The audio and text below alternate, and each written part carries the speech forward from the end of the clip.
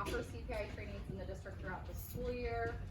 Typically this year they're happening after school and you are compensated as a staff member for participating. It's a $100 stipend. The part that's really valuable, I think, if you haven't gone through the program in a while, is the online modules now that are included. They really go into depth on this whole topic of verbal de-escalation. The majority of the focus of the program now is on all of the things you do before it becomes a physical altercation. And that's really, honestly, the meat of the program is all around that. So if that's something that you're interested in after you get a taste of this today, there'll be information coming out to administrators about upcoming trainings, and you can definitely get yourself signed up. I'm just gonna do it old school. Okay. All right, this is the crisis development model. These are the like levels, and then so you have anxiety. The staff's attitude or approach when we have kids in the anxiety would be supportive. When they're defensive, we're very directive. When it's risk behavior, we make sure that we're doing safety interventions. And then when they're coming down, their tension reduction, we're giving a therapeutic rapport, we're building back up that relationship. And relationship is probably one of the biggest things having with students, is making sure that when you do have those interactions that might be negative, that you build that relationship, you keep working on that relationship so you restore it. So the parts that we're gonna really focus on today are the first two steps around if students are presenting with anxiety, how are we being supportive in those instances? And then I think this is where we're really having a lot of our struggles, it sounds like, when we get to that defensive stage. How are we being more directive in our response? And we're gonna give some specific examples of what that looks like. All right, so this is the verbal escalation continuum. So this is really a visual to help us kind of see what this looks like. And one of the things that CPI makes clear is the reason that they make this in a, like, it looks like a kite, is that you can really kind of ebb and flow between these different levels, right? Like you can go from kind of being at that refusal stage to release to maybe back to refusal again. So it kind of moves and ebbs and flows. So the idea is you would typically be down here at kind of questioning. So students might come at you and say, like, why do I have to do that? Why are you making me do that? What's that for? It might escalate to more of a refusal, like, not doing it, can't make me do it. And then you might get to that release stage at the top of the kite, where you might have like maybe some physical behaviors that are coming out. You might have like volume going up on the voice. And then intimidation, it might be like, you can't make me do it, or if you make me do it, X will happen. All the way down to tension reduction, where eventually they're kind of coming down from that. All right. So our first one, release. Release is the verbal and emotional outbursts. So you're screaming, you're crying, you're yelling, your high energy output. So one of the interventions for this is allow the venting. If possible, remove the audience so that you don't have an audience hearing this, but allow the kid to vent, allow them to scream. They're not hurting you, they're not hurting anybody around them, they're just letting off that steam.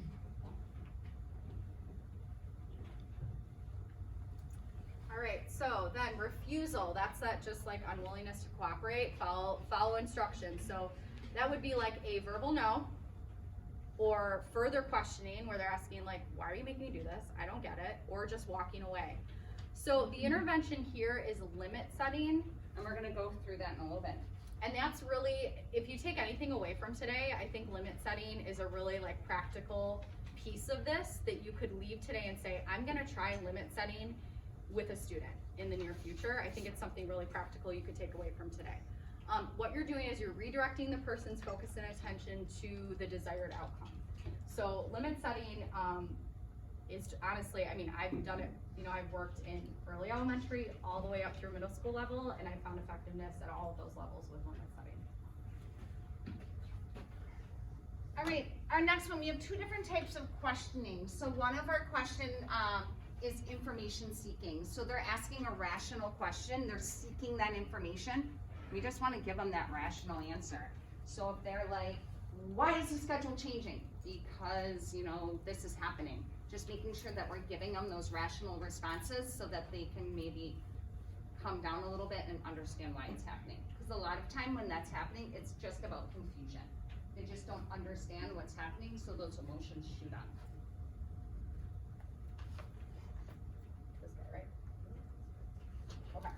two types of questions. Yeah. So the next type is challenging. So this is when they're questioning authority. They're attempting to like draw that staff into that power struggle, which I'm not gonna lie, I think that we've all got stuck in those like situations. So sometimes just downplaying the challenge using humor really helps, and just like stick to the topic. So stay whatever you guys are, whatever the issue is, that you're just staying focused on that issue and moving forward. Yeah. The one little like caveat I'll give to the use of humor piece is you've really kind of got to know your kids, right? So like for some kids, using that humor or, you know, kind of maybe going to sarcasm in those moments might backfire, right? Because they don't read that, especially if they're feeling more red, right, than green or yellow, they're not gonna really hear that. So you really just have to know your kid. For some kids, using humor is super effective. But I think that's where that relationship piece comes in big time.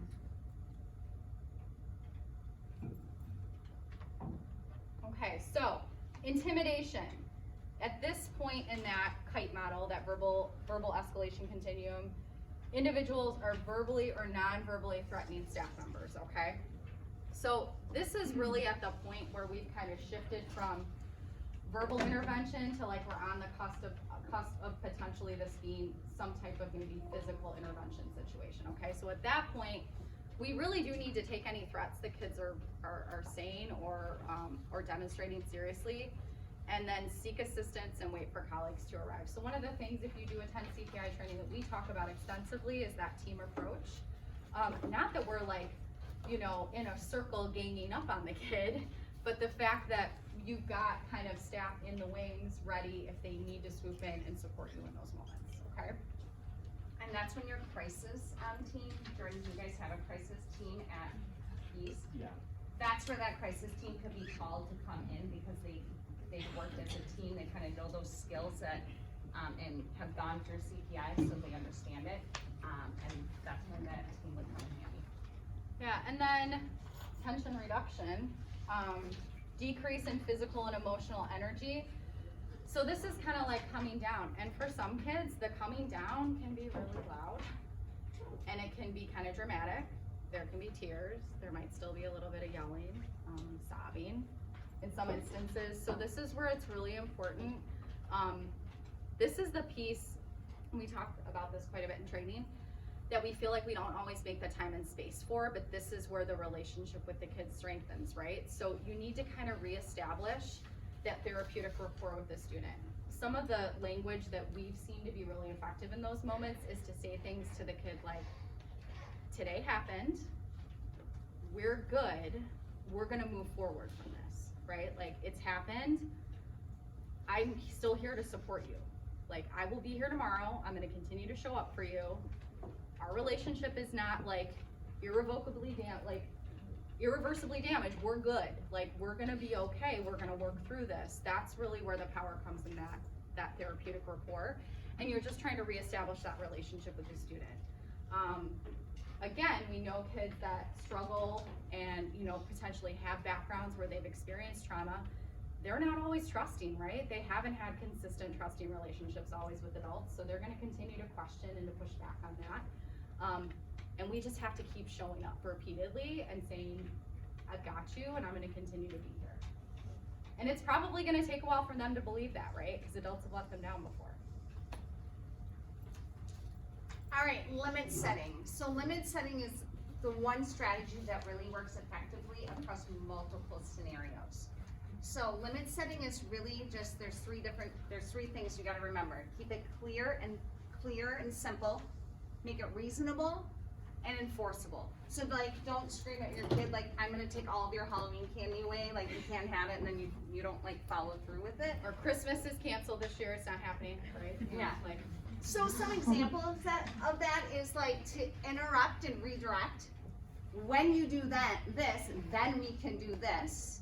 Or if we can do this, then we'll be able to do this. So using those if and then, when and then, and interrupt and redirect patterns can really help with limit setting. so if nothing else today, just trying to use that when, then language. You know, think to yourself like, when something, then something. If something, then something. And really being very selective in the language you're using, because in those moments, and I'm sure Alicia will probably talk to this, less language, right? less verbal language, but you know, choosing your words wisely in those moments is really important.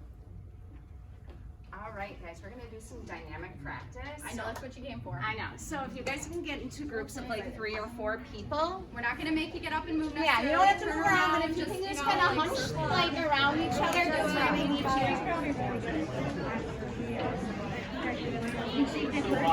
They can be larger than 3 or 4 too. We're very flexible. Yeah, we're flexible. Whatever your participation you can give us is good.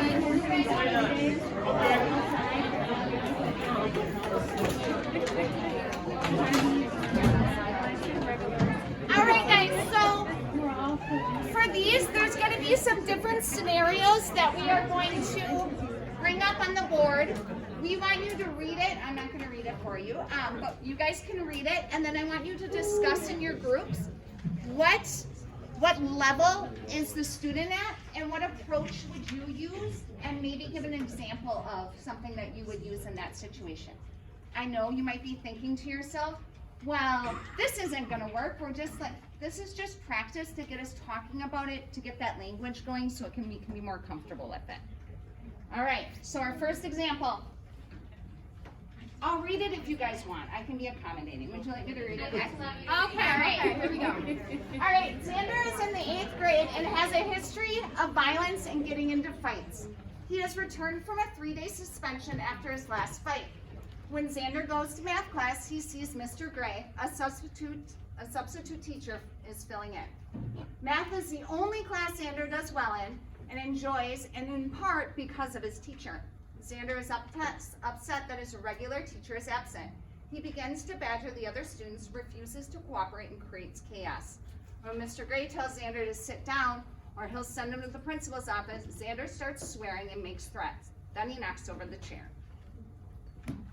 So I guess it could go 2 ways. You could kind of play the role of, and again, in this case, I'm gonna assume what happens next here is somebody's called in for backup, right? Like there's a call made, somebody's coming to the classroom to intervene with Xander. Because obviously, Mr. Gray probably isn't equipped, right? Like he may not be. Right. He might, So, pull off the street. how are you gonna respond as that person coming into this scenario? That's down. And if you need my assistance or pennies, we'll come over. Just raise your hand.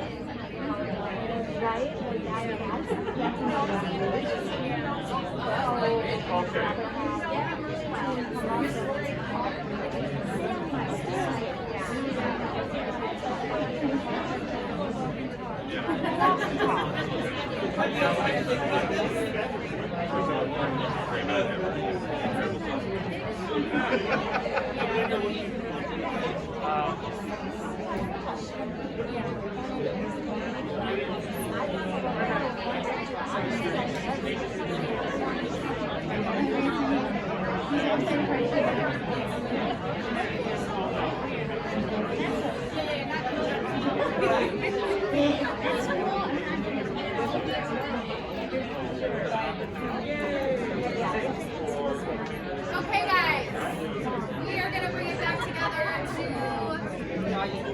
so I hope this is a really safe space, right? So would anyone like to share? Anybody willing to share what their group talked about? Or, you know, just throw something out there again, safe space, right? No judgment, we're all trying to get better at this. This is obviously Anybody have a something good we're all idea what they struggling might with. do? Anybody try limit setting in their group or like put some language to that? Anybody? I'll tell you, you. it's not an answer. Okay. I'll No, tell go you, for it. we're kind of stuck, or I'm kind of stuck on the, really trying to remove the audience situation while we wait, and like, how, we kind of got, perseverated on how to do that. Okay. And we did not come up with anything amazing. Okay, but you're in that saying moment, other than to try to redirect the student into the hall, maybe, to just remove it from that. So I'd say probably like path of least resistance would be, let's try to just get the student in the hallway, right? If it gets to the point where, you know, like after the chair is knocked over, other Right. things start flying, then I think you don't have any choice but to Right. remove the rest of the class to the hallway. But that's a little tricky too. You gotta judge that, right? You wanna make sure there's another staff member there Right. to help with that. Did anybody get to the situation where someone came to respond, kind of an outsider came to respond and what they maybe said? Yeah, so we said like as an outsider, you can like take a moment and like again invite the student to the hallway, because again if you come in right away, kind of at the same level as him, then maybe it would be a bad situation. We said like we can have like an if then statement, like hey, if you just come in the hallway real quick, everything will be fine. When you guys talked about like the teacher kind of like de-escalating the situation, like hey, we're good, although that just happened. We talked about us not really knowing how the chair is knocked over, because it's him maybe just getting up upset or him throwing the chair across the room. Like those are two different situations. Correct, yeah, So Nice. okay. Anybody else? Yeah? So I'm someone who likes to give the kid a choice, make sure they understand they have a choice to either calm down, or if they understand they escalated, then it's gonna, affect the consequence. If I'm the person coming in, I would pull the kid out in the hallway, maybe go for a walk, and just give them a moment to like get their breath and think clearly then. Yeah. And usually kids understand the choices they made was not the best one. Nice. And I would say that was a completely rational and reasonable way to approach that, right? To like just say, here's the deal, like if this escalates further, I'm gonna have to call somebody in. I don't want it to get there. Like we're good, we're cool, like let's just keep it here. Like it doesn't need to go any further than this, so, yeah. Anybody else? I have a question. Yeah. Xander refuses to be removed from the classroom. How about that for a curveball? Xander doesn't want to leave the classroom, right? Let's remove. So him. then you would remove the rest of the room. And I know that, so in an elementary school, Peggy can kind of talk to, that happens often. We have to remove an entire classroom in an elementary. I'm sure Alicia, she works in an elementary too. They have to do that. I know in a high school, we think like we don't, that's not a typical practice in my, right? Correct. Not a typical practice that we usually do, but we have to make sure that we're keeping students safe, and we're keeping that student safe, and at that moment, if that student can't leave that room on their own, then we do need to remove those other kids from the class. And I get that can cause, interruption to, the learning of all, the other 29 students, but that student is in crisis at that moment. And we don't wanna put our hands on him to remove him out of the class. That's just gonna escalate the situation even more. So removing the other 29 would be our best bet and our safest bet. I've had to do that a couple of times over the years with kids, and a tip would be to figure out who else has prep year hour near you, and usually they were very welcoming. Like when I knew that I've had that scenario happen before, they're very welcoming to take your kids, and the other kids know what's happening, and so they, and the multiple times I've had to do it, are okay. And like I said, like Jamie said, if we can have this work with senior kindergartners, we can have this work with high school kids. And I think that the piece we talk about a lot in CPI is, it's all about being proactive.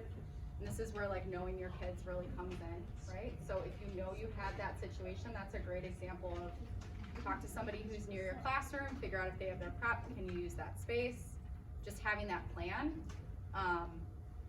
And again too, like if we talk about relationship building in those moments of crisis, we're at our most vulnerable, right? So if we wanna talk about like protecting the dignity of that student who's in crisis, removing that audience is probably the best thing for that kid at that time, right? Like, we've all been in bad spots. Hopefully none of us have been in spots that bad at times, but I'm sure some of us have. That's a time when you probably don't want all eyes on you, right? Especially the eyes of your peers. Yeah. Kelly, Yeah, I was just gonna say, it's much easier than you think to clear a classroom of high school students, because they're so receptive to what's happening, that if you're like, clear the room, you only have to say it once, and they will literally get up and walk out so fast. It's incredible. Telling me I can go home? what? She's talking. Speaking my language now, right? It's like, True. get out of They will here. get up and walk out, I promise. Right. Right. But they are learning some really good skills in those moments. But Like, in reality, is learning even taking place when there's a moment like that happening? probably not. And so, well, I mean, they're learning different skills than probably the ones that the teacher is teaching, but they are learning some skills. So when they get up and they have to leave the classroom, they're understanding, they're being empathetic to that student. And teaching that empathy, that's a way that we can kind of teach that with other kids, you know, like if that happens, like, thank you guys for doing that, really appreciate it. We want to make sure that we keep, you know, just keeping that empathetic approach. Yeah. So this might be like off the rails, but how does it work when it's the idea of making threats? If it's student versus teacher, how do you adequately bring that student back in? Because depending on what that threat is, that might not be a very, I mean, we're very forgiving, but depending on whether it's another student, towards another student, or towards the teacher, how do you do that restorative of bringing them back into the classroom effectively?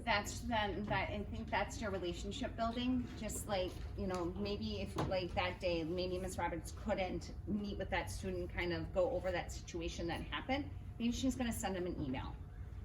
You're like, hey, I know that this is on my mind, I wanna talk to you about this.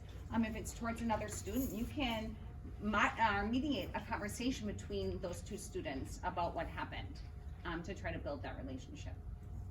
And you kind of just, knowing your students is going to help you best when you're in these situations. That's why it really sucks when there is Mr. Grace in the class, so. Yeah. Okay, yeah. I have a question, I don't know if it's maybe more admin needs to answer it, but if we feel like we need to be giving our full attention to the student that's in crisis, more or less, can we ask, especially since we're in high school, can we ask a student to call the office? Can we just say this? Yeah, that's fine. Okay. Yeah, that's, yeah. Like, we just need to. And I'll tell you, that happens at our elementary schools. Our Like, little we've ones. We've got little friends, little cherubs in a second, like, I can think of a third grade room this year where we have like we've had to clear the room quite a bit. She's appointed 2 peers that are the ones that go next door and alert the partner teacher and let her know, and they take care of it. So yeah, I think that's a very realistic scenario. Alright, okay, so I Any think other?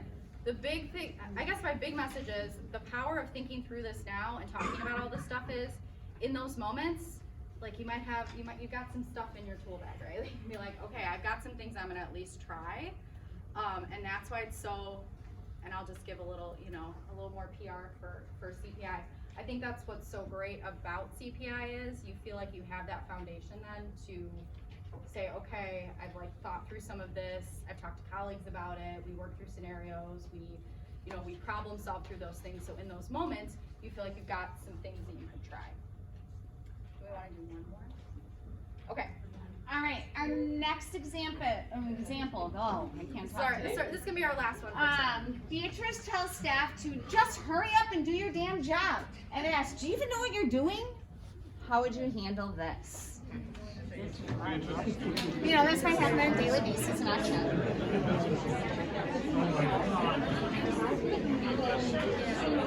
In front of the whole class. Yeah.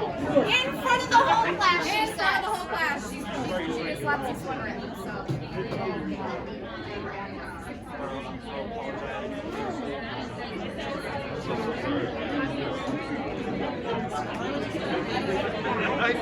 You know what? Today is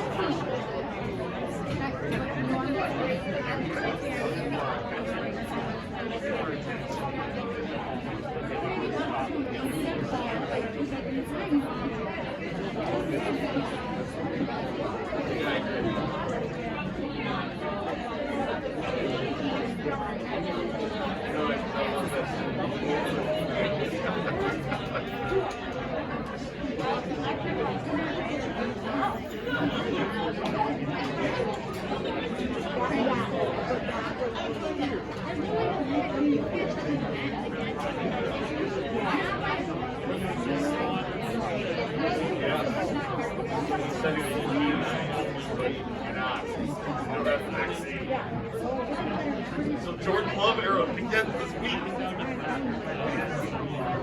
I looked at my other options.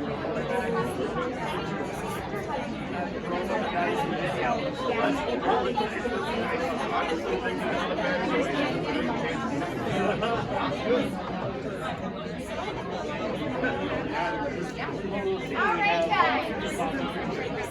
Anybody wanna tell me how you guys would handle this situation? Anybody have any tips for how to deal with Beatrice? Anybody have any good tips about doing this?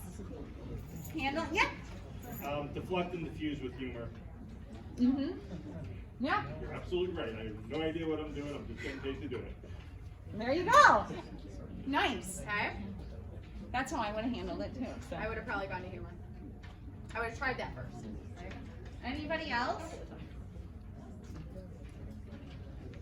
Yeah. I would probably get the class moving with something and go up to that student and say, obviously, you know, something's going on here, so you have two options. Clean up the language and stay in class, and we'll talk about it later, or I need you to take a break, take a walk, go get some water, something. To give them a coping strategy and an out, but also still really want you to be in class because it's worth it for you. Nice. So like using that relationship that you have with the student? Yeah, but more personal one-on-one. But again, not calling them out in front of everybody, right? Exactly.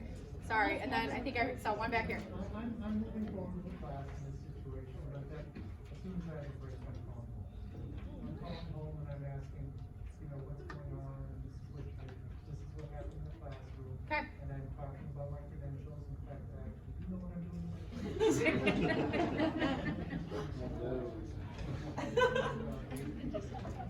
Okay. But in that moment, you're just like, you know what? We're just gonna move forward. Yep. Okay. Yep. Okay. Keep on trucking. Okay. So again, like I'm not gonna say any one of those three approaches is right or wrong. It truly depends on so many. Like it depends on, you know. I mean, how is this coming off? Is this like kind of the joking, like I'm the girl who just needs attention today kind of scenario, or is this truly like, man, Beatrice is fired up. It's obviously not about me. It's about something else. Like it's all about reading the scenario. So, okay.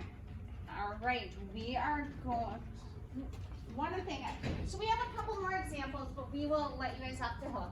Okay? Unless you're really into it. But one thing I do want to let you guys know is, if you guys have any questions or you're like, this is how I handled this situation, Becky and I are more than happy to problem solve with you or talk through this situation. We are by no means like right or wrong. We're just here to like talk about it and have language with you guys. I mean, every situation kind of is a little bit different. None of them are the same, but we can help you through anything that you might need. One other thing is when you get a movement break in a little bit, you'll learn about those. CPI on their website. Anybody can Google this on CPI, and anybody, even if you've never taken CPI, you can get these tips. They're de-escalation tips. There's 10 of them, and they're like, I mean, when you read them, you're like, oh, duh. But be empathetic, non-judgmental, respect personal space. So I know that I'm a toucher, and I know kids don't always like to be touched, and so I need to make sure that I'm giving that personal space. Using non-threatening, non-verbals, so like if you're standing like this in front of the class, like kids might take that the wrong way.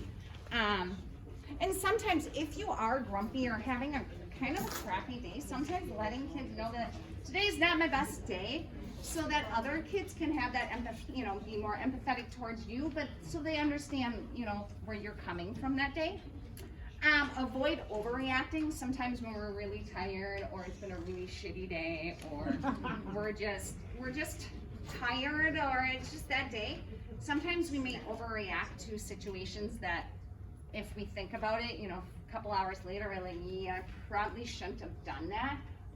But just try to be mindful of that. And it's okay if you do overact, own it, and approach the kid like, dude, I should have handled that a little bit different. Because kids need to know that we make mistakes too, and that's okay. And I'll tell you what, I don't think there's a whole lot more powerful than being vulnerable, right? I mean, having that vulnerability can be really, really powerful with relationship building, for sure.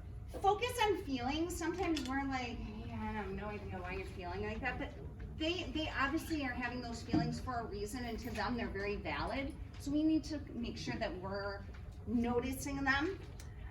And ignore the challenging questions. When they're trying to challenge you, just move on. Use one of those redirecting patterns. Set limits. Allow for silence. Can be super awkward sometimes, really awkward. But just, yeah, sometimes you just need to sit there in silence to kind of let them reflect. Everybody processes information at different times. And if we're in a heightened state, our processing time is really low. So we need to just give that extra time. And though it might be awkward, you know, just kind of shuffle your feet around, look at the sky, that kind of stuff. Make sure that you choose what you say and choose your words wisely, because kids hold on to those like everything. So Miss Smith said this, and it's like, that's what it means. So just making sure that you choose your words wisely, and then allow time for decisions. So let's say you're not sure in that moment, like what to do. You can talk with you can have conversation. There can be some time lapse, and sometimes the best thing is not to talk about that situation that day, because both parties are really fired up, and you're not going to have it's not going to be a very productive conversation. So maybe saying, you know, emailing them and saying, hey, in 24 hours I'm going to come find you, or hey, when you're ready to talk, I'm going to be here for you, so that they know and you're not nagging them to have that conversation. Yeah, one of the things, like, as far as being proactive and thinking about your own classroom and your own classroom community, I think it's really important to think about, like, which of your rules are negotiable and which ones are, like, you're absolutely, like, in my classroom, this is the non-negotiable. And I think being really transparent with students about this, especially high school, they can handle it, about, like, these are my non-negotiables in here. I'm willing to, like, bend and give a little bit on these things, but these are the things that are just no-goes in here. Like, these are the things that are just non-starters. I think if you have that really open, honest dialogue, it can go a long way too. And you really kind of have to think about that for yourself in your own classroom. What are your non-negotiables? Like, what are kind of these are the things that are like non-starters for me. This is a no-go in here. And you can't, I guess my point in saying this is, you can't expect students to know what those are for you. You have to be really honest about that, and you have to be really direct about that, to just lay it out there. All right, so we gave you a lot of information in a short amount of time, a lot. So, is there any questions? That is a loaded question, because I'm sure there's lots. I am going to, we shared our presentation with Mr. Stein. He can share it out with the staff, okay? If you guys want this, you don't have to, you don't have to take it.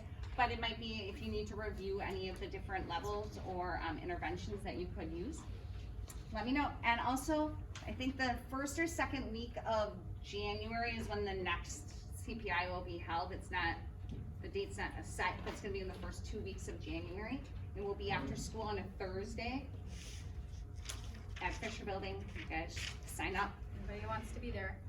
Tell so your friends. So the CPI trainers in the district are Jamie and myself. We also have Ryan Bonneman, who is the school social worker over at Madison, as well as Maggie Smith, who is a school social worker over at Washington Elementary. So it would be 2 of us meeting that January 13th. Okay, all right. Well, thanks for having us. We appreciate it. Thank you. Thanks, guys.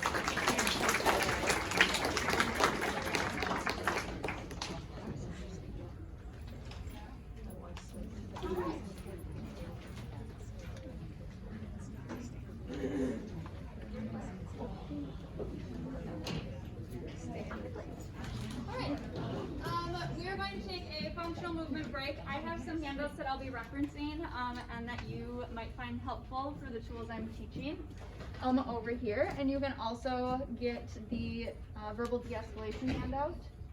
So come on up and grab some and then go back to your seat.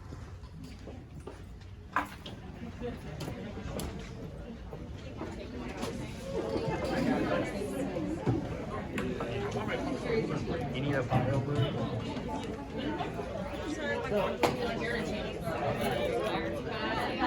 Okay, right. That looks like a wall.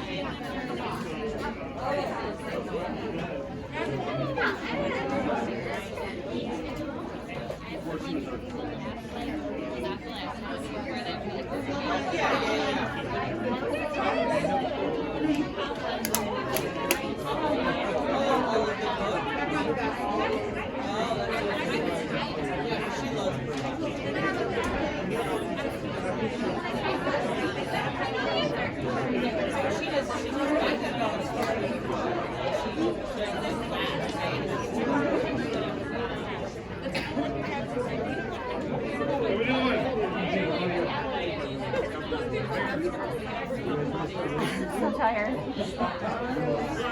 No, they're not gonna do anything.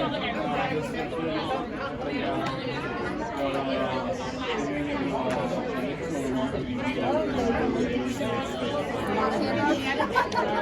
think I got it. The kids under their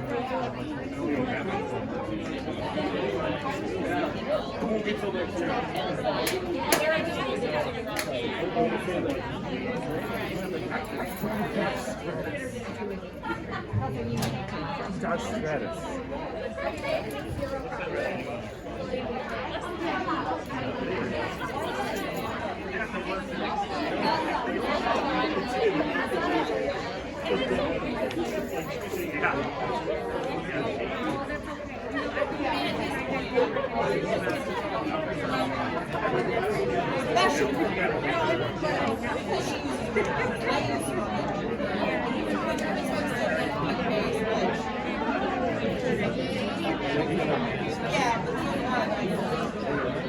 I just put a slide.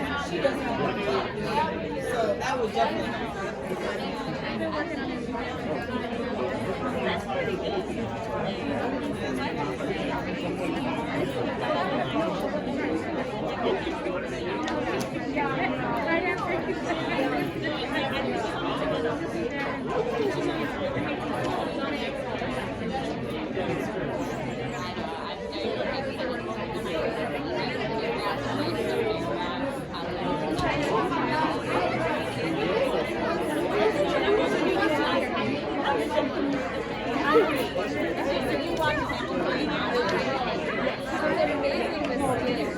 Like I didn't think it was like it's amazing to understand everything. I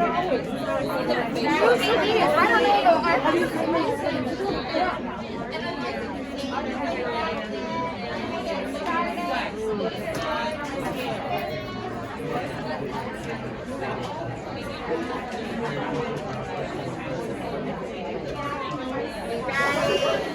I didn't know. That's good to know. I appreciate that. Thank you.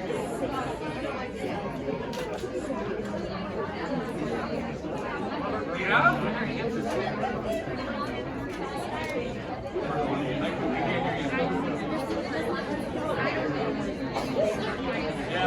They have to require they're getting Alright guys, welcome back to the open discussion. Can we celebrate? Alright everybody. Kelly, we good in the back corner? Excellent. Thank you, everybody. Okay, so for those of you who don't know who I am Alicia Smith. I am the speech language pathologist here at East High School. East has been my primary building for, this is now my 6th year. I also have typically another building at an elementary school that I work at and support. This year it's Roosevelt, it's been Underwood, McKinley, and Madison previously. I also am in my 2nd year in a program support role, helping the speech therapists organize our lives. So that's who I am. I'm here to talk about social emotional learning as it relates to speech and language. First of all, I have a feeling that not nobody, but a lot of people don't really know what I do. It's kind of a mystery. I am in the glorified closet next to Tanya Keenan's classroom. So thank you, Tanya, for being my neighbor. So speech and language, minimum training required after high school is 7 years to be a certified speech language. And people don't really know this, but our training, whether we work in private practice, the medical setting, or skilled nursing facility, or the school, our training is basically the same. So it just happens to be where you're employed afterwards. In Wauwatosa, there are actually 17 speech therapists. We have a little army. Providing services to approximately, we float around 600 students who have diagnosed speech and language impairment. So I added some of the areas that we work on. The point of this is not to go through each one of those, but if you have questions about them, feel free to reach out and we can set up a coffee date and talk about it. AAC is augmentative and alternative communication, so that would be our students that walk around with devices or have eye gaze hooked up to their wheelchair. I help implement and teach students how to communicate using those devices.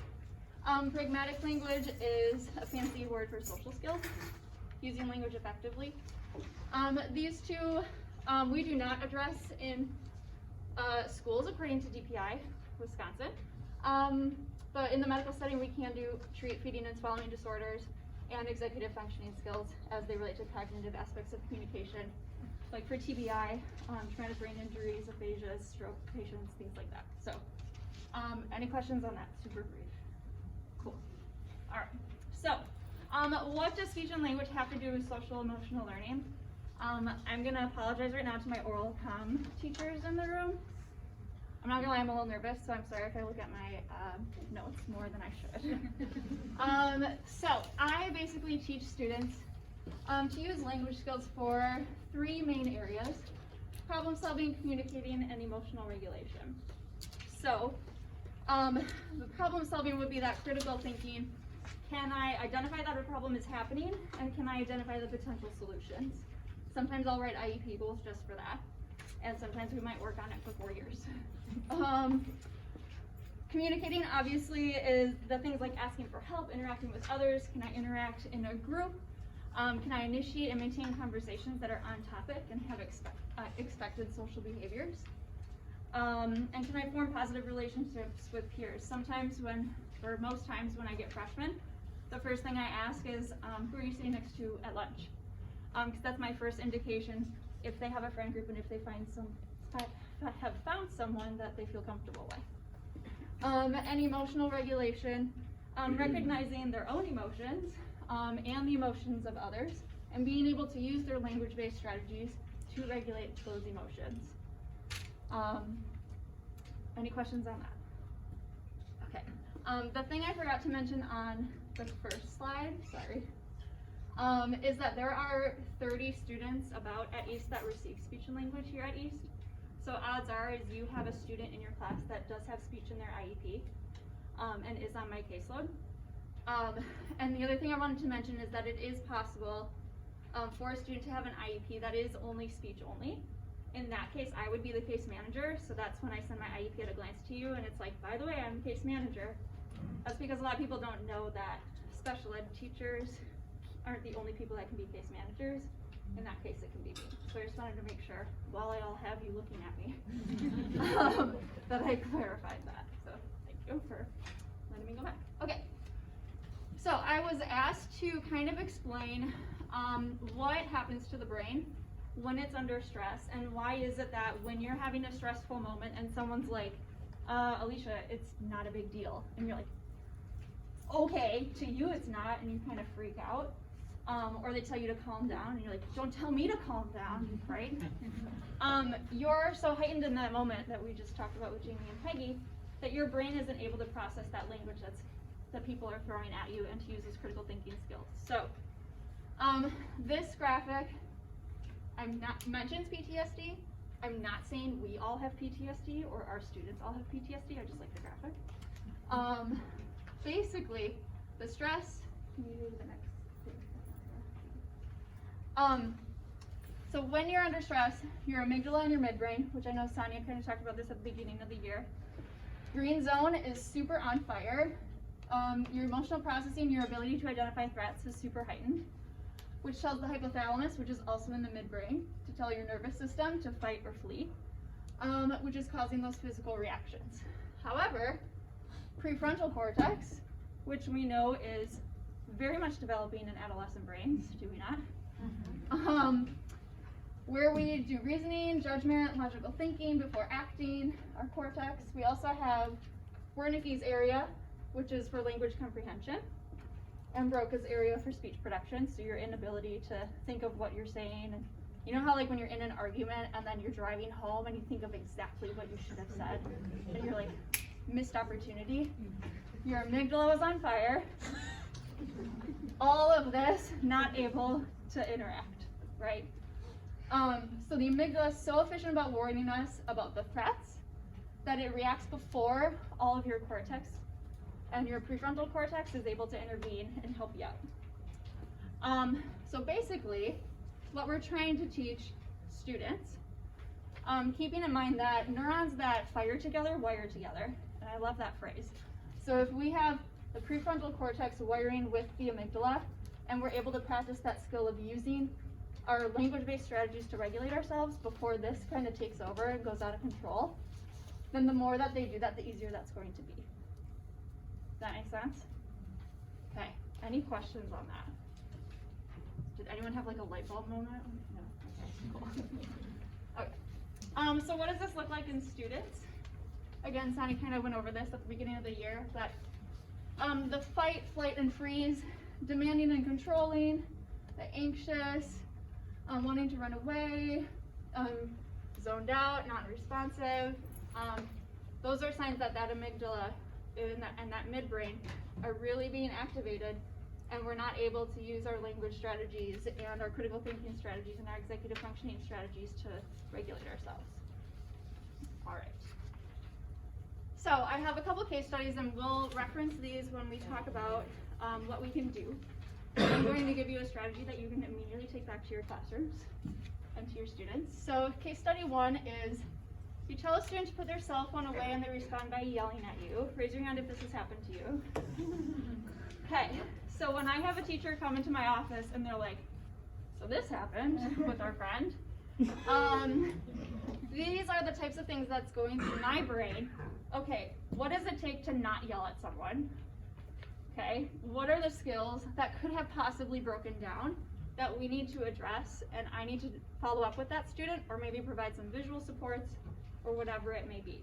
So is it that they did not understand you? Some kids truly have a listening comprehension disability, and that could be it. Do they have a really hard time understanding perspectives? Problem solving, the impulse control. Paralanguage, paralinguistics is a part of linguistics where it's not what you're saying, it's how you're saying it. So that tone of voice that they're using, maybe they have an inability to use appropriate paralanguage. So this is kind of the stuff that I'm thinking about from the speech and language lens when a student has a problem, such as this. Okay, we're gonna come back to case study 1 later. Case study 2. A student is so overwhelmed by their to-do list that they begin to cry. Raise your hand if you've had something similar to this. How about yourself? It's funny you say that because I chose this example because this was almost me 2 Fridays ago. And but luckily I used my strategies and avoided crying. So, but it is okay to cry. So if this happens, what are kind of the skills that may have broken down? How did we get to this point? So I'm thinking about, again, the comprehension. Do they have the ability to initiate and complete tasks or even prioritize and organize their time management, self-advocacy? Sometimes it's really hard to say the word no, especially us as educators. We want to do everything that we can for our students and our colleagues. But sometimes in order to save ourselves and to prioritize, we do have to say no. So advocating for yourself is really hard to do, not just because of the communication, but because of the emotions that go along with it, right? Yeah, that's right. So we're good there. Okay. So, I'm next going to talk about something called collaborative problem solving. Also, sometimes referenced as collaborative and proactive solutions, created by Dr. Ross Green. I am not a mental health professional.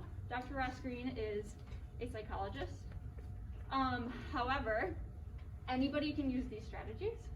I have been trained by, I went to a training by Dr. Ross Green like 5 years ago, and I've had follow-up training on collaborative problem solving.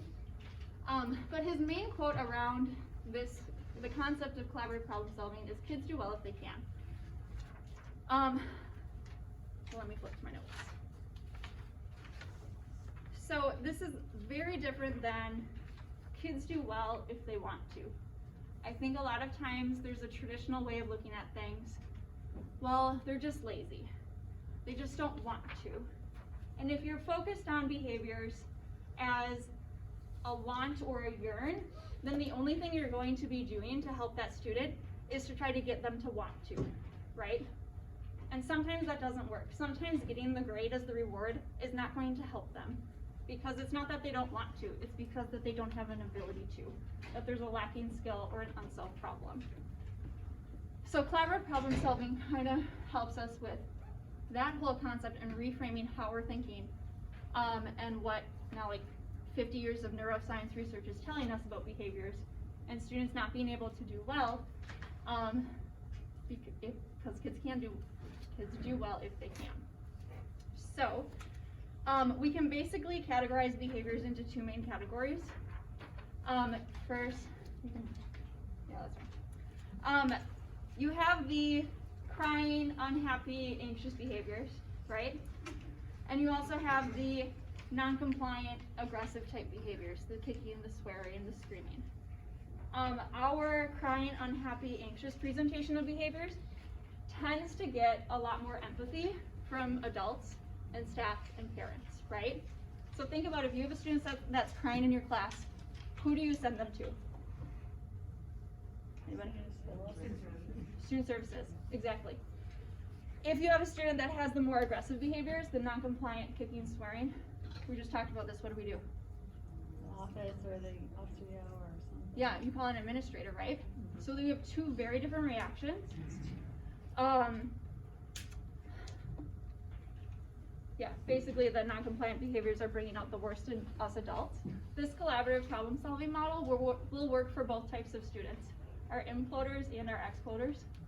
You can also use this model with an entire classroom. You don't have to just do it one-on-one with a student. So keep that in mind as we're learning this. The other thing we want to be thinking about is the behavior is the symptom. It's not what we should just be focused on, right? If we're just focused on the behavior, the only thing we can do is modify the behavior. If we're focused on solving the problem that's causing the behavior, then we might actually get to the root of the problem, right? If you go to the doctor and you have a fever, they're not just going to give you medicine without finding tests on what's actually happening. So same concept. So if you look at your pink sheet, the ALSA, here we have examples of all of the lagging skills and the unsolved problems that generally most behaviors can fit under.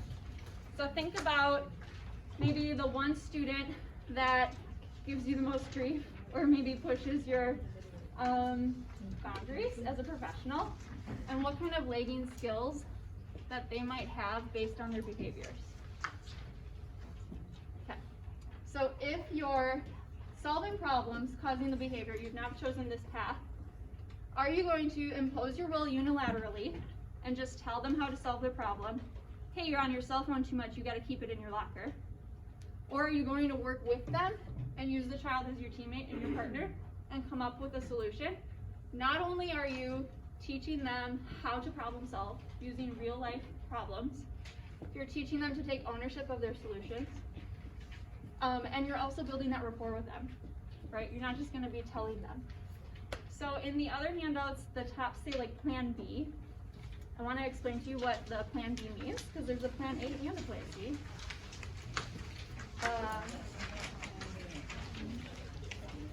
So like just like a, oh, you're right. It just says like Plan B at the top. I just want to tell you why it says that.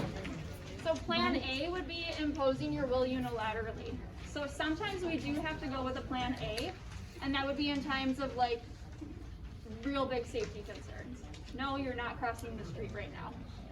Plan A. Plan C is you kind of put it on the back table or the back burner, and you drop that expectation, at least for now. And it's not that you're giving in, but you're just prioritizing. What's the main lagging skill that you want to be working on now? So Plan C is where we use collaborative problem solving. All right, but first I want to make sure that we are familiar with the LSAT, the pink sheet. So, okay. Case study 1, you tell a student to put their cell phone away and they respond by yelling at you. What are some possible lagging skills that could be causing this behavior? Is that on the list? Not what you were looking for, sorry. Difficulty maintaining focus, could be. Difficulty seeking attention in appropriate ways. Difficulty seeking attention in appropriate ways. Anything else, Kelly? Portions of time, is there like Possibly, yep. Difficulty expressing concerns, needs, or thoughts. Good. Was there one about like the expected routine or a change in? Could be all of them. Yeah. Inaccurate interpretation. Everyone thought you would be, nobody liked me, you always blame me. Yep. Yep. Okay, great. So if you're looking for lagging skills, usually this is just one example of this student's behavior, but you can kind of pick up on patterns of behaviors when you're looking at them. You're like, ah, that is the lagging skill. Yeah. When we're looking through this list, but you're saying the lagging skill is their response, not that they're on their cell phone. The lagging skill is the unsolved problem causing the behavior. The cell phone behavior or the response by yelling at you? Could be either. I mean, do we want to, you could split it up. Maybe they're on their cell phone all the time. What's the lagging skill there? It could be the anxiety or whatever that's Okay. they need that. They respond by yelling at you. What's the lagging skill there? Yeah. Yeah. Poor perception. Yeah. Good question. Okay. What can I just, like, what if there's a lot of kids that don't wanna give you their cell phone ever, cause it's their property, but I don't see that on there.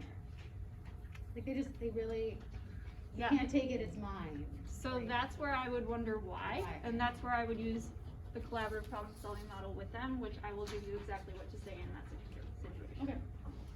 Okay, case study 2, a student is so overwhelmed by their to-do list that they begin to cry. What's the lagging skill there? Possible lagging skill there.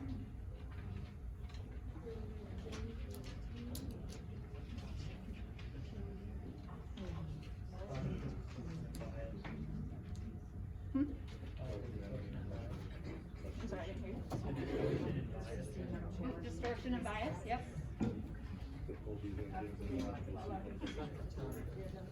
Third sense of time, what was it? Yeah, of course. Difficulty persisting on challenging tasks, yes. Okay, cool. The purpose of this was to just get you familiar with some of the lagging skills that are on the list, so I think we're good. Okay, so how on earth do you have these conversations with students? I will tell you I use this technique all the time. I just used it yesterday with a student with an intellectual disability. So if I can get a student to come up with her own solutions that are mutually agreeable for 2 problems in 15 minutes, so can you. So, step 1 is to be empathetic. So this is where we're trying to figure out what is the actual problem that we're trying to solve.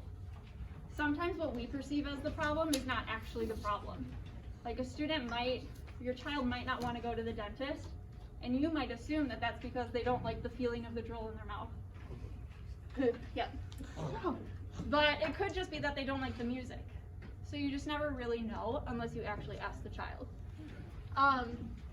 In my example from yesterday, my student's unsolved problem was she tends to leave class a lot during theater. So Kelly and I were like, oh my gosh, does she not like the peers? Does she not like the staff? What's happening? So I asked her, using this, I've noticed that you're having difficulty staying in theater class. What's up?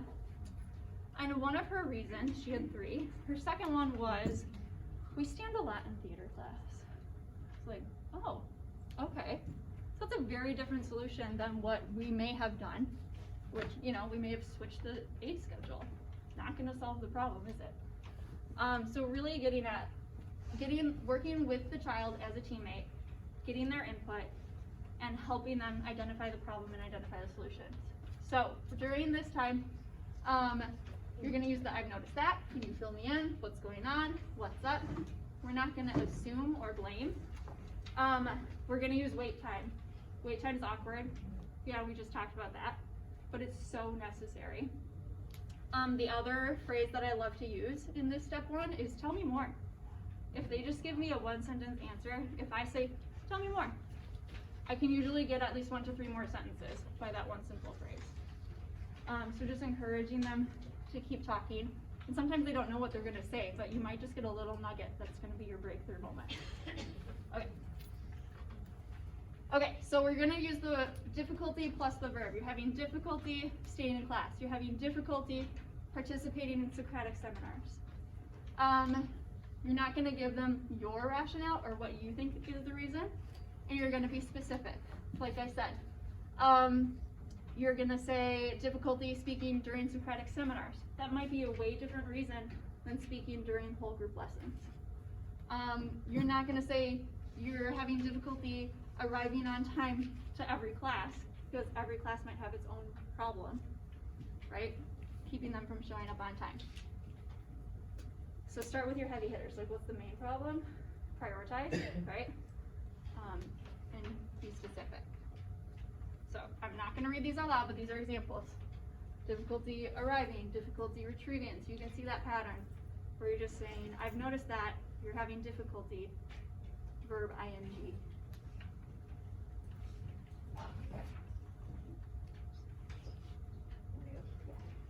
I'll send you the slideshow so if you really want to read it. Okay. So we've done step 1. I've noticed that. What's up? So you now know what the problem is. Step 2 is you're going to share your side of the story. So you're going to focus on health, safety, learning, and impact on others. So for my student, I've noticed that you're having difficulty staying in theater class. What's up? I don't like to stand in theater class. Well, the thing is, I'm worried that if you're leaving theater every day, you're going to miss out on the fun activities that they're doing. You're going to share your side of the story. I'm worried that if you're on your phone all the time, you're going to miss some important hints that are going to help you on the test, right? So you're going to share your side, but you first acknowledge their side, giving them the floor first. Any questions on that? Cool. Oh, yeah. What if they say like, okay, so I'm gonna set up, like, I don't care, or I already know this, and, like, they shut down on you on that step. On step 1 or step 2? Step 2. Step 2? Yeah. Well, then I would move on to step 3. So they're not necessarily acknowledging that there's an issue there, like, I'm on my cell phone and it's impacting people around you or whatever, and they're like, I don't care, like, I just. Okay. So I would still say your concern. Right. And then I would approach it as a step 3, which would be you're trying to find a problem that's realistic and mutually agreeable. So you both have to agree to it. Like a solution, that's a real. Sorry, yes, Yeah. the solution. Did I say problem? Well, that too, you have to brainstorm something, but. So you're gonna start this step by saying, I wonder if there's a way we can address your concern, which is you have to stand a lot in theater, and my concern that I'm worried you're gonna miss the fun activities you're doing. Do you have any ideas? This is the hardest part. You let them come up with the first idea, even if it's awful. Okay? But they're still practicing that skill of solving problems. Another concern this student had is that people talk really loudly and yell a lot in the theater. Her first solution that she came up with was ask them to stop talking. Okay. Good idea. Not a good idea. So, thank you for sharing. Let's think of another one. So, to redirect in that situation, you're going to restate their solution. So, does not talking address your concern, and does it address my concern? So, if we're talking about standing in theater, she said she wants to take a break by sitting down somewhere else. Okay, does that address your concern that you're standing too much? Yes. Does it address my concern that you're missing the fun activities? No, it doesn't. So we have to think of something that helps with both of those. So after a few rounds of that, we ultimately decided that she should just pull up a chair. Great solution to that problem. So, but I could have easily done plan A and said, well, you should just pull up a chair. But then she didn't learn any of the skills to problem solve for herself. And we didn't work on any of the lagging skills. So, taking 10 minutes to do that is impossible. All right, so we're gonna put it all together. So I have the instead of, which is really easy to say. You seem like you're addicted to your phone. If you don't put your phone away, you're gonna fail your test.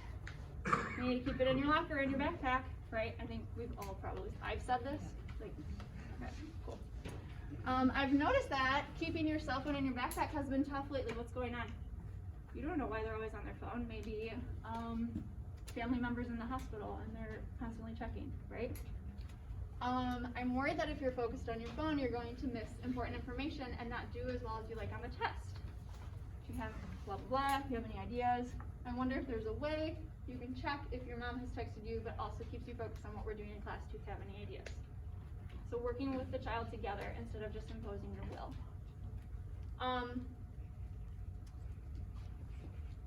Let's do this. Oh, never mind, we're not doing this. Go back up. Okay. The thing I wanted to mention is you don't have to just do this one-on-one with a student. I found 2 video examples of Dr. Ross Green himself doing this with an entire classroom of children. So if you have a classroom that, or a specific set of students that's really causing you grief, like they are not listening to each other, they just keep talking over each other, you can run this collaborative problem solving model with all of them, with the caveat that everyone in the room has to agree to the solution. So really identifying what is the problem, and you might get a lot of different reasons for that, and that's okay. And then you're gonna have to prioritize and come up with solutions together, and creating that classroom community and building that rapport and mutual respect amongst peers. Okay? Okay. Any questions? Yeah. So I love this. You do have really like that team collaboration with the student. My question is, what if you can't even get them to start step 1 and 2? And what do you do then? So if they're not responding, you can go nonverbal. So you can give them an alternative way to communicate. So you could say, okay, I'm gonna give you a possible reason for what's happening. 5 is you totally agree, 1 is that's way wrong. And you could give a solution and just have them hold up a hand, right? And just keep going that way and acknowledging every time that they give you a 1 or a 2 or 3 or 4 or 5, like, oh, okay, so that's not it.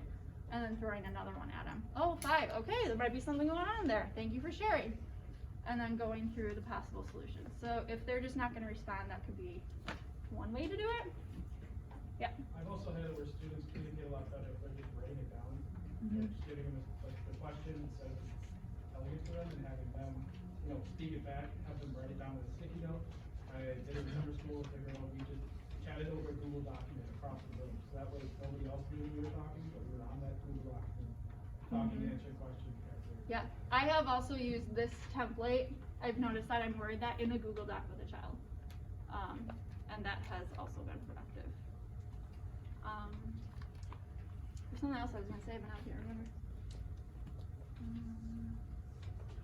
Yeah, I guess just keeping in mind that you're trying to be collaborative with the child and you're trying to be proactive as well. So it's not just, okay, you exploded and now I have to build this relationship with you. Obviously that's a great opportunity to do it.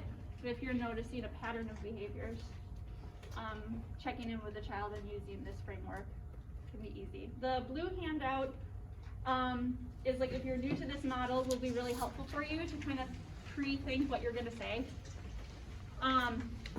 Like once you do it a couple times, you won't need that handout anymore. The white handout is when you're having a conversation with a child, if you want to take notes, you can use that. And then because I know handouts usually end up in the garbage, I made one of these for you that you can keep on your bulletin board or your desk or easy quick access. You can even hide it behind your paper while you're talking to the student if needed. Because I just used it yesterday and it worked quite well for me. So you have that as well. That's all I have.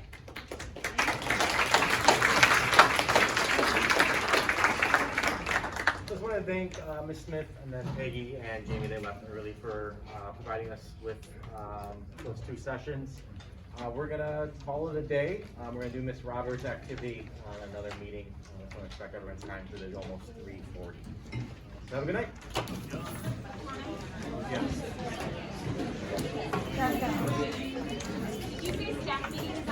16th, yeah. It's supposed to be next week, but obviously conferences.